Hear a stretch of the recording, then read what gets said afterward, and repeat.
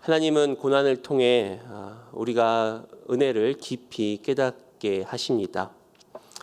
욥은 이 29장에서 우리가 어제 읽은 본문과 또 오늘 함께 읽었던 이 본문에서 그가 형통했던 과거를 회상하고 있습니다.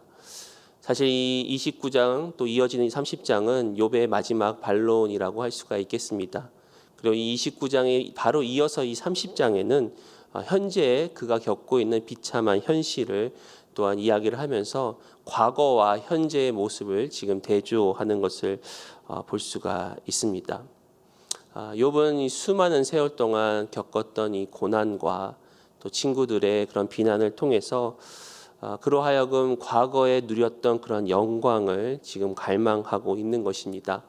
어제 같이 묵상했던 말씀 가운데 욥기 29장 1절과 2절은 이렇게 이야기합니다. 욥이 풍자하여 이르되 나는 지난 세월과 하나님이 나를 보호하시던 때가 다시 오기를 원하노라. 지난 세월 하나님께서 함께 하시던 보호하시던 때가 다시 오기를 원하노라라고 그가 이렇게 고백을 합니다. 그만큼 욥은 과거에 하나님의 풍성한 은혜를 누렸었습니다. 그리고 지금 오늘 읽은 본문까지 계속해서 욥은 그가 누렸던 그런 과거의 그런 영광 또 형통을 나열하고 있는 것입니다. 하나님의 등불이 욥을 떠나지 아니하였고 또 욥이 항상 원기왕성하여 하나님께서 장막에 그에게 기름을 발라 주었고 또 그런 수많은 그런 형통과 그런 축복들 가운데 그 이유를 욥은 자신이 행하였던 정의와 공의에 두고 있음을 우리는 또한 알 수가 있습니다. 어제 본문 가운데 욥기 29장 14절과 17절에 이렇게 이야기합니다. 내가 의를 옷으로 삼아 입었으며 나의 정의는 겉옷과 모자 같았느니라. 빈궁한 자의 아버지도 되며 내가 모르는 사람의 송사를 돌봐 주었으며 불의한 자의 턱뼈를 부수고 노획한 물건을 그 이새에서 빼내었느니라.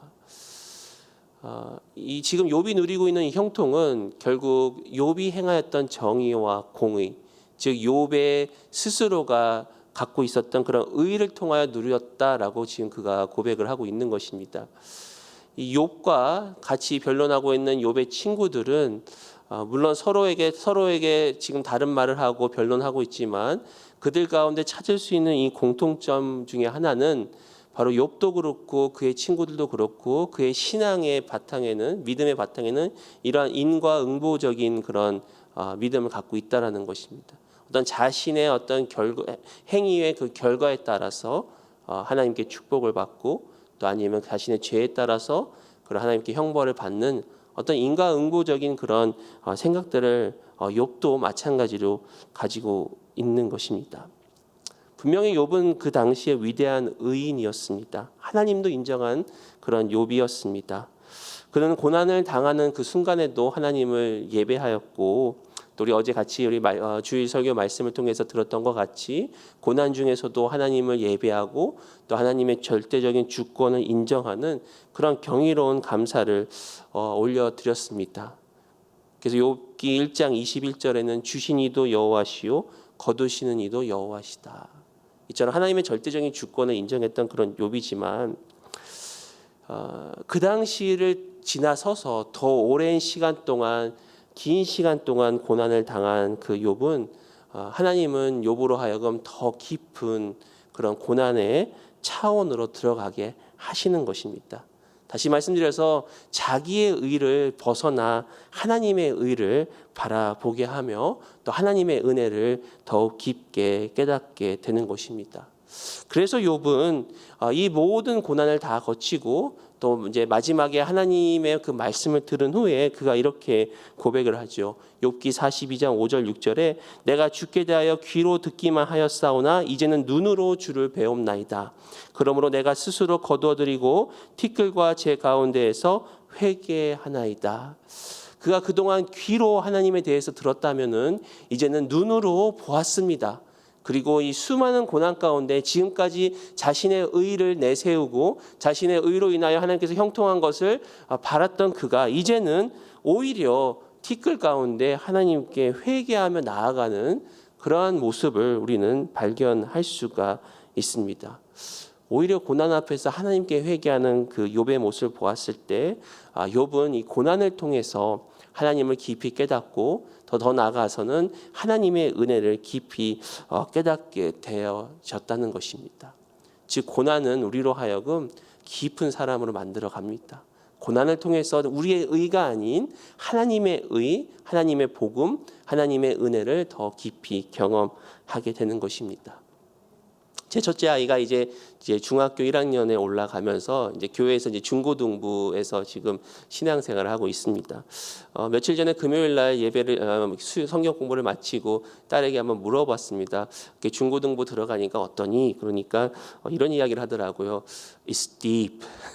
영어로 이제 한국말로 하면 깊네요 이러는 거예요. 그래서 아니 뭐 어린애가 벌써부터 뭐 깊다는 게 무슨 뜻인가 좀 궁금해서 What do you mean by that? 그러니까 뭐 깊다는 게 무슨 뜻이니?라고 얘기하니까 그동안 이게 이제 주일학교를 통해서 이제 말씀으로 들었던, 그러니까 말씀 가운데 계속 들었던 하나님을 자기가 이제 중학교 올라가다 보니까 이제 이 세상과 부딪히는 부분들이 있지 않겠습니까? 또 더욱더 이제 세상에 노출이 되고 또 친구들을 통해서 또 어떤 세상의 관점과 그런 거에 노출되다 보니까 하나님의 말씀이 더 깊이 다가오고 그게 경험적으로 다가오면서 그래서 더 깊어졌다라는 그런 표현을 쓴 것 같습니다. 그래서 참 어린애들도 깊다라는 게 뭔지 아는가. 그래서 역시 우리 새생명 비전교회는 뿌리 깊은 영성을 추구하다 보니까 아이들도 이렇게 깊다라는 얘기를 쓰는구나라는 좀 생각을 하게 되었습니다.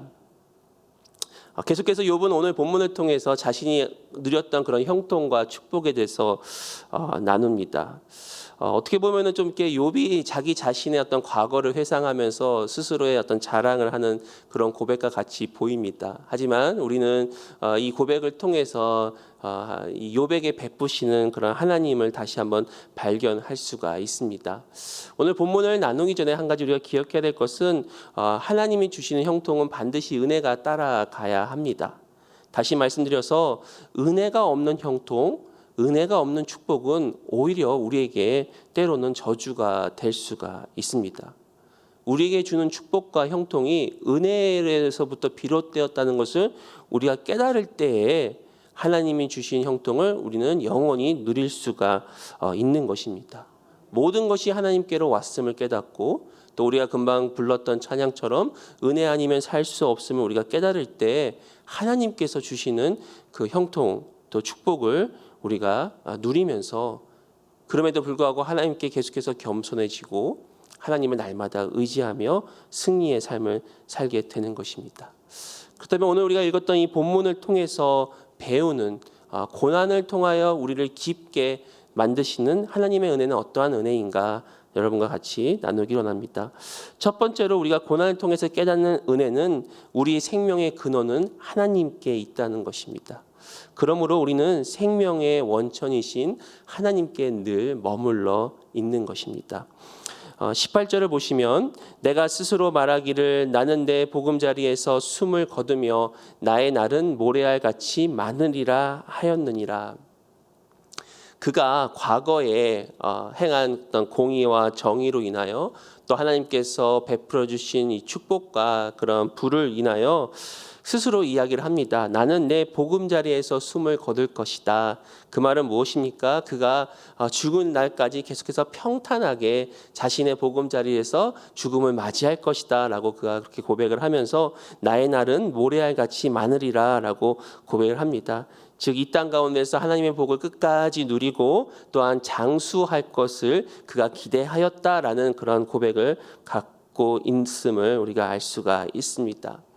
하지만 욥이 고난을 당한 후에 그리고 그 고난이 지속되는 가운데 오히려 욥은 하나님께 자신의 생명을 거두어 달라라고 하나님께 탄식하며 기도하는 것을 우리는 계속해서 욥기를 통해서 우리는 보아왔습니다. 즉 자신의 의를 바탕으로 한 그 축복이 고난으로 변하자 욥은 더 이상 이 땅 가운데서 살아야 할 이유와 의지를 잃어버리게 된 것입니다. 즉 은혜가 없는 형통은 곧 이 땅에서 사라져 버립니다. 그러나 영원한 생명 되시는 주님을 우리가 의지할 때 하나님은 이 고난을 견딜 수 있는 힘과 또한 고난 뒤에 있는 회복의 소망을 주게 되십니다. 그러므로 우리는 생명의 원천이신 주님께 붙어 있을 때 우리를 붙들어 주시는 하나님의 손을 경험할 수가 있는 것입니다. 어제도 우리 강 목사님께서 인용하셨던 시편 37편 24절에 그는 넘어지나 아주 엎드러지지 아니함은 여호와께서 그의 손으로 붙드심이로다. 바로 하나님의 손이 우리를 붙드실 때 우리는 고난을 넘어서 또 고난을 이겨내고 또 하나님께 나아가는 그런 은혜를 누릴 수가 있습니다. 그렇다면 하나님이 주시는 생명은 어떠한 생명인가? 19절에 보시면 내 뿌리는 물로 뻗어나가고 이슬이 내 가지에서 밤을 지내고 갈 것이며, 여기서 말씀하시는 하나님의 생명은 샘과 같은 생명입니다. 나무가 샘 곁에 있을 때 마르지 않고 계속해서 열매를 맺습니다. 시편 1편 3절에 그는 시냇가에 심은 나무가 철을 따라 열매를 맺으며 그 잎사귀가 마르지 아니함 같으니 그가 하는 모든 일이 다 형통하리로다. 바로 이 시냇가에 심은 나무가 철을 따라 열매를 맺고 또 마르지 않는 그런 형통, 바로 하나님의 생명은 이와 같이 샘과 같은 그런 생명을 우리에게 주셨습니다. 또한 이 욥은 내 뿌리는 물로 뻗어나갈 것이다 라고 고백한 것 같이 우리는 우리의 뿌리를 바로 예수님께 깊게 뿌리 내려야 합니다. 우리 잘 아시는 골로새서 2장 6절 7절에 그러므로 너희가 그리스도 예수를 주로 받았으니 그 안에서 행하되 그 안에 뿌리를 박으며 세움을 받아 교훈을 받은 대로 믿음에 굳게 서서 감사함을 넘치게 하라. 바로 예수 그리스도께 우리가 깊이 뿌리를 내리는 삶이야말로 하나님께 주시는 그런 생명을 우리가 얻을 수가 있는 것입니다. 아래로 깊이 내려간다는 것은 결국 자기 자신을 낮추고 겸손한 삶을 사는 것을 우리가 이야기할 수가 있겠습니다. 이것이 바로 뿌리 깊은 영성을 또한 추구하는 삶입니다. 은혜를 깨닫는다는 것은 결국은 내 안에서 그 어떠한 선한 것이 나올 수 없음을 깨닫고 오직 생명의 원천이신 주님께만 붙어있는 그러한 삶이 바로 예수님께 깊이 뿌리를 내리는 삶이라고 할 수가 있겠습니다. 또한 욥은 19절에서 이슬이 네 가지에서 밤을 지내고 갈 것이다 라고 고백을 합니다. 이 밤새 이슬이 가지에 머물러 있었다는 것이죠. 이와 같이 하나님의 은혜는 우리 가운데 머물러 있는 그런 은혜입니다. 겸손한 자에게, 낮아지는 자에게 은혜는 머물러 있습니다. 이 가랑비에 옷 젖는다는 말과 같이 은혜로 인하여 계속해서 젖어 들어가는 그러한 삶이 바로 하나님이 주시는 은혜입니다. 화려하지 않습니다. 드러나지 않습니다. 그러나 늘 머물러 있기 때문에 우리는 주님의 은혜 안에서 안전한 것입니다. 그리고 머물러 있는 은혜라는 것은 계속해서 우리 삶 가운데 지속적으로 우리는 하나님과 동행하며 또 우리가 지속적으로 하나님 안에서 우리가 일상 가운데서 주님과 함께 동행하는 삶, 또 일상 가운데서 하나님과 친밀한 교제를 이루는 삶, 그리고 일상 가운데서 하나님을 순종하는 삶이 세상이 볼 때 화려하게 반짝 드러나는 그러한 삶이 아니라 지속적으로 이슬비가 머물러 있는 것처럼 하나님의 은혜가 머물러 있는 그러한 삶, 그것이 바로 주님께서 주시는 그런 생명력 있는 삶인 줄 믿습니다. 이 하나님의 그 생수, 또 이 생명수가 흐를 때 우리는 다시 소생할 수 있는 그런 은혜를 누릴 수가 있습니다. 우리가 우리 교회 이렇게 파킹장을 가끔 이렇게 걸으면서 돌아다니다 보면은 이게 파킹장 그 아스팔트 사이에 올라오는 그런 잡초들이 가끔 보입니다. 우리가 예전에 이게 성전 건축하기 전에 잡초 제거도 여러 번 하고 또 지금도 가끔 이제 와서 잡초들을 이렇게 자르고 뽑지만 또 언젠가는 또 그 잡초가 다시 이렇게 올라와 있는 것을 보게 됩니다. 참 이 생명력이 얼마나 강한지 그 아스팔트를 뚫고 그 보면은 정말 그 연약한 그런 잡초들이 그거를 뚫고 올라가는 것을 보면서 이것이 바로 하나님께서 우리에게 주시는 생명력이구나. 잔잔하지만 그냥 머물러 있는 그런 이슬과 같은 그런 생명력이 오히려 고난을 이길 수 있는 그런 힘을 우리에게 준다는 것이죠. 또한 하나님께서는 우리가 영광을 나타낼 것이다. 하나님의 영광을 나타낼 것이다 라고 말씀을 합니다. 20절 보시면 내 영광은 내게 새로워지고 내 손에서 내 화살이 끊이지 않았노라. 계속해서 욥은 과거의 그 영광을 이야기를 하면서 나의 영광 또 나의 손에서 내 화살이 끊이지 않을 것이다. 이 화살이라는 것은 결국 욥이 누렸던 부와 또 욥이 누렸던 그러한 힘을 이야기를 하고 있습니다. 하지만 하나님의 은혜가 머무는 사람들은 나의 영광이 아닌 하나님의 영광을 드러냅니다. 나는 낮아지고 오히려 하나님을 높여 올려드립니다. 세례 요한이 이야기했던 것처럼 나는 쇠하겠고 그는 흥하야겠다. 바로 예수 그리스도를 오히려 높여드리는 삶이 하나님의 은혜가 머물러 있는 삶입니다. 또한 내 화살이 아닌 하나님의 화살, 또 하나님의 능력을 사모하는 삶이 바로 하나님의 은혜를 사모하는 삶인 것입니다. 이처럼 하나님의 은혜를 깊이 깨닫는 사람은 하나님의 그 생명력을 통해서 온전히 하나님께만 초점을 맞춥니다. 나를 감추고 하나님께 영광을 올려드리며 또 하나님의 그런 능력을 사모하는 그런 인생인 것입니다. 아주 오래전에 경험했던 일입니다. 멕시코에서 멕시코 현지 목사님들과 함께 청소년 수련회를 인도했던 적이 있었습니다. 멕시코 그 현지의 목사님들께서 자신들의 그런 간증을 나누면서 학생들에게 말씀을 전하는데 제가 그 스페니시는 하지 못하지만 옆에 계시는 어느 집사님의 통역을 통해서 이 멕시코에서 말씀을 전하시는 그 멕시코 이 목회자분들의 그 삶이 정말 다이나믹하고 드라마틱하고 대부분이 다 정말 인생에서 가장 밑바닥을 경험하다가 하나님의 은혜로 또 회복이 되어지고 하나님께서 놀랍게 쓰시는 그런 일들을 이렇게 간증을 하는데 거기 있는 모든 청소년들이 그 간증의 은혜를 받고 그 간증을 통해서 참 그런 놀라운 일들이 일어나는 것을 보게 되었습니다. 그러면서 이제 마지막 시간을 저에게 맡겨서 저에게도 말씀을 전하라는 그런 부탁을 받았는데 저는 아무리 생각해도 저에는 그런 나눌 만한 간증이 없었습니다.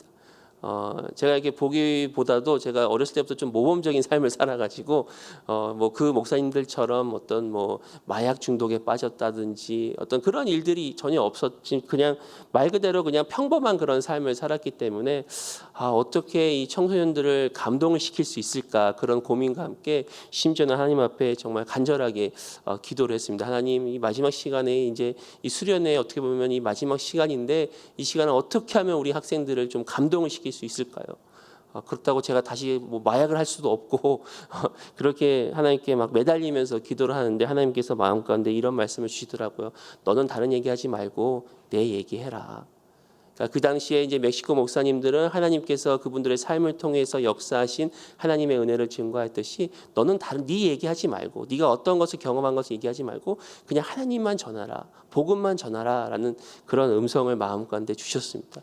그래서 그 말씀을 듣고 그 앞에서 그냥 예수님 얘기만 했습니다. 예수님의 십자가, 예수님의 사랑, 예수님의 고난, 예수님의 희생, 예수님의 부활 그냥 복음만 전했을 때 하나님께서 그 가운데서도 놀랍도록 역사하시는 것을 경험하게 되었습니다. 얼마 전에 또 이렇게 새벽에 기도를 하는데 갑자기 마음 한구석에서 이런 생각이 들었습니다. 좀 더 설교를 잘하고 싶다.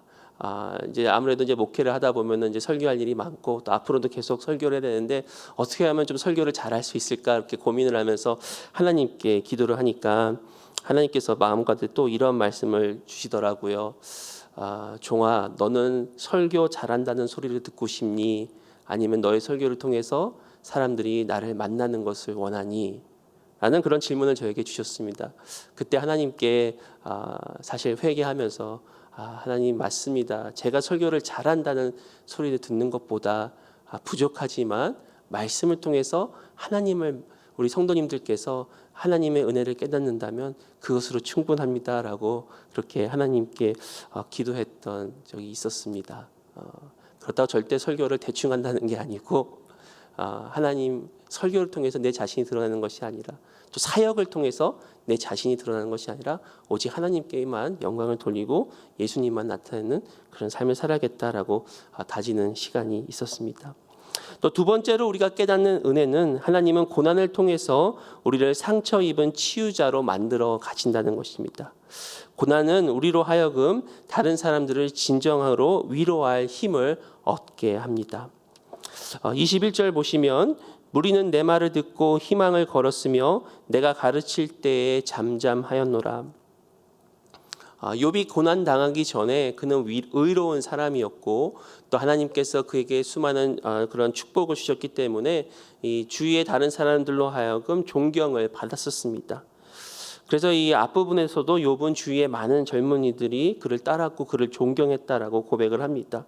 그리고 또한 금방 읽었던 21절도 이 욥은 그 말로써 저들에게 희망을 주고 또 저들을 가르칠 때 저들은 욥의 말에 경청을 하였고 잠잠하였다라고 그런 과거를 회상하고 있습니다.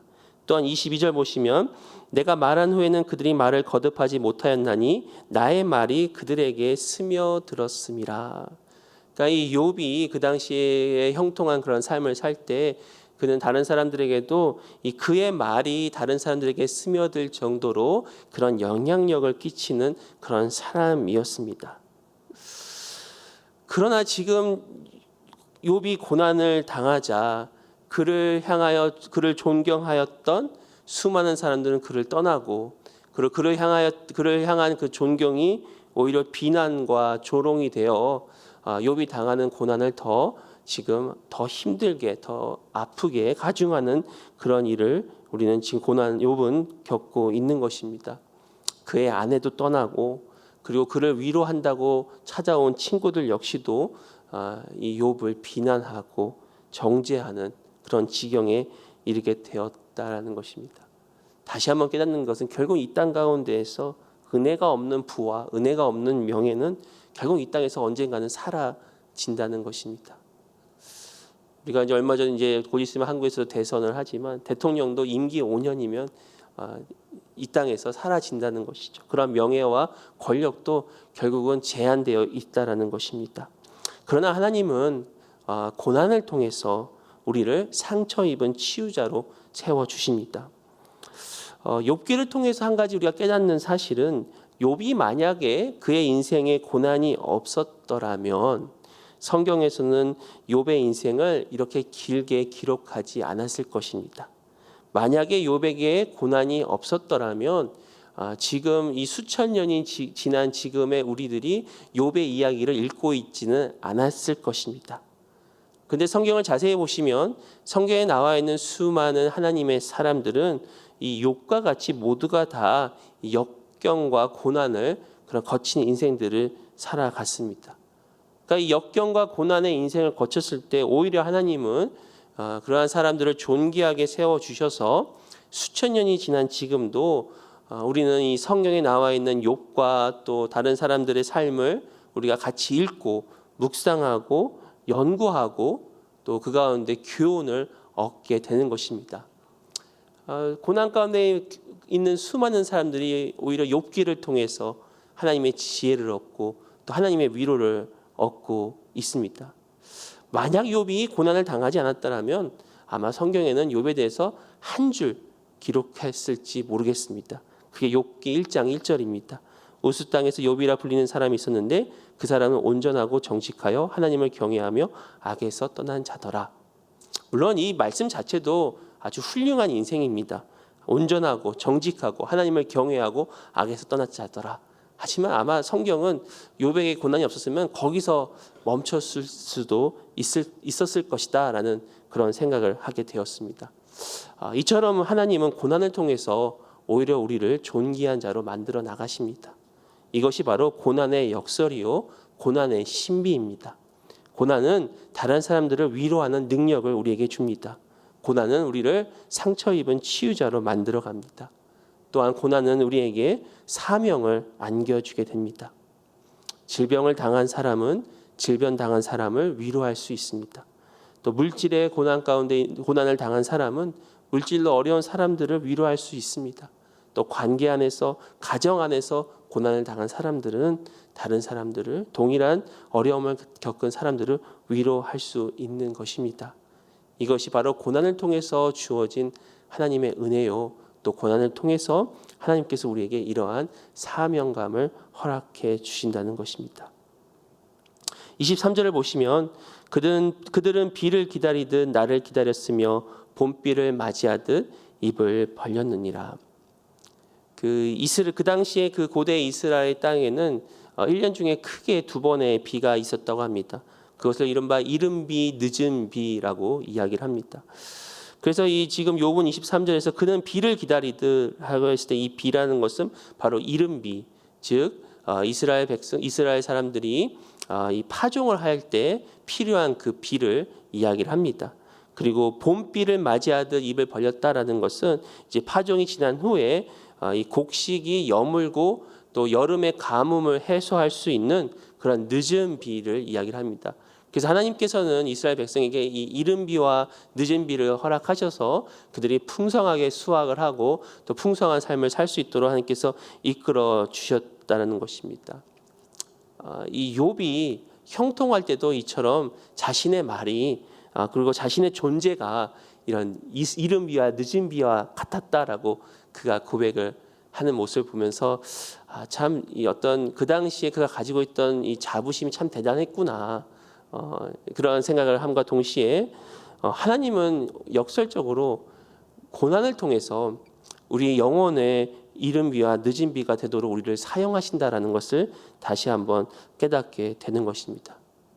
바로 영혼을 살찌는 또 영혼을 풍성하게 만드는 것이 오히려 고난 가운데 있다라는 것을 기억하시기 바랍니다.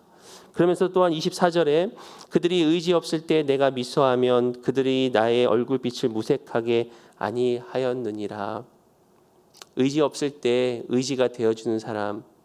욥은 그가 형통할 때 그러한 삶을 살았지만 오히려 고난은 정말로 우리를 의지할 수 있도록 우리에게 큰 힘과 오히려 우리에게 웃음을 줄 수 있는 그러한 능력이 있습니다. 요즘께 제 가정을 돌아보면 요즘에는 하나님이 저보다 제 아내를 더 많이 사용하시는 것 같습니다. 특별히 작년에 2020년도에 제가 여러 번 또 말씀을 드리고 여러분도 잘 아시지만 저희 그 장모님께서 하나님 품으로 가신 뒤로부터 이 고난 뒤에 하나님께서는 오히려 사역의 그런 문을 열어 주셨습니다. 그래서 제 아내가 이제 어느 정도 이렇게 어머님을 먼저 보내드리고 또 시간이 흐른 후에 기도 마음 사역을 다시 시작하게 되었습니다. 사실 어머님께서 계실 때는 또 어머님이 또 이런 투병중에 있으셨기 때문에 옆에서 많이 어머님을 돌보아 드려야 됐기 때문에 그런 좀 마음의 여유가 없었는데 이제는 그 시간이 지나고 나서 다시금 이제 기도 마음 사역을 하게 되었습니다. 그래서 특별히 이제 젊은 엄마들을 이렇게 같이 기도하면서 또 섬기는 그런 일을 하게 되었는데요. 제 기억으로는 처음에 한 5-6명 정도의 엄마들과 함께 기도를 하는데 요즘에는 이렇게 20명 넘게 계속 그렇게 오히려 이게 사역이 계속 이렇게 뭐라 그럴까 부흥이 되는 그런 것을 경험하게 됩니다. 그래서 자세히 이렇게 보니까 대부분 이게 패턴이 이렇더라고요. 이렇게 어느 이제 젊은 마음 가운데 좀 이렇게 품고 있는 어느 엄마에게 먼저 이렇게 접근을 합니다. 우리 같이 기도만 하실래요? 제가 같이 기도해 드릴게요. 그러면 대부분의 젊은 엄마들은 아이 키우기가 너무 힘들어요. 그렇게 얘기를 하면 제 아내가 그렇습니다. 저는 넷을 키우고 있어요. 그러면 아무도 거기에 말을 못하고 넷을 키우는 엄마 때문에 네 그럼 할게요라고 해서 오히려 그것이 은혜가 되고 우리 이렇게 젊은 엄마들을 기도로서 잘 섬기는 그런 모습들을 요즘에 보게 됩니다. 그러면서 오히려 제가 참 제 아내를 보면서 자랑스럽게 생각하고 물론 제 아내가 저를 많이 서포트를 하기 때문에 제가 사역할 때는 또 잘 서포트를 해주고 또 제 아내가 그런 기도마음 사역을 할 때는 제가 옆에서 또 아이들을 돌보면서 그런 서포트를 합니다. 어떻게 보면 이 고난 뒤에 하나님께서 그런 은혜를 주셔서 그런 엄마들을 또 섬길 수 있는 그런 마음을 주시고 사실 이게 어머니를 먼저 보내는 그런 고난과 또 아이 넷을 키우는 그런 수고가 오히려 이게 사명이 되어서 다른 사람을 위로할 수 있는 그런 은혜를 경험하는 것을 옆에서 보면서 하나님은 결국 우리가 겪는 그 인생의 모든 것도 결코 하나님은 그것을 버리지 아니하시고 허비하지 아니하시고 낭비하지 아니하시고 그것을 다 사용하시는구나. 그러니까 우리가 과거의 어떤 경험, 과거에 받았던 교육뿐만 아니라 지금 우리가 과거에 겪었었던 그리고 지금 겪었던 이러한 고난도 결국은 하나님께서 우리를 상처 입은 치유자로 세워주셔서 오히려 그것이 다른 사람을 위로하는 그러한 은혜를 우리는 경험할 수가 있는 것입니다. 말씀을 마치면서 예수님은 십자가에서 우리를 온전히 회복시키셨습니다. 저는 사실 오늘 본문 말씀을 계속 묵상을 하면서 자꾸만 예수님이 떠올랐습니다. 욥이 지금 자기 자신의 영광과 자기 자신의 어떤 자랑을 고백을 하지만 결국 우리를 온전히 위로하시고 또 우리를 온전히 회복시키신 분은 결국은 예수님이시구나.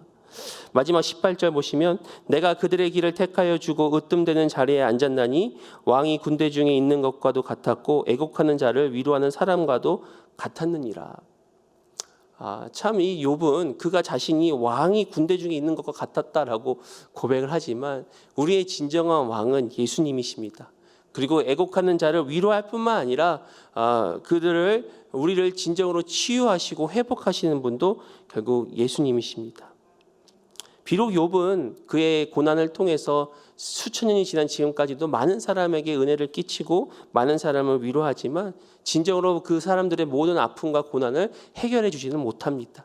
그러나 예수님께서는 2000년 전에 십자가에 달려 죽으시고 고난을 받으심을 통해서 모든 인류의 죄를 구원하시고 모든 인류를 다 회복하시고 우리에게 위로를 주실 뿐만 아니라 산 소망을 갖게 하시는 영원한 생명을 갖게 하시는 바로 예수 그리스도. 그래서 예수 그리스도의 고난, 어떻게 보면 욥이 당하는 고난은 결국 예수 그리스도의 그 십자가를 바라보게 하는 고난이 아닌가라는 그러한 생각을 하게 되었습니다.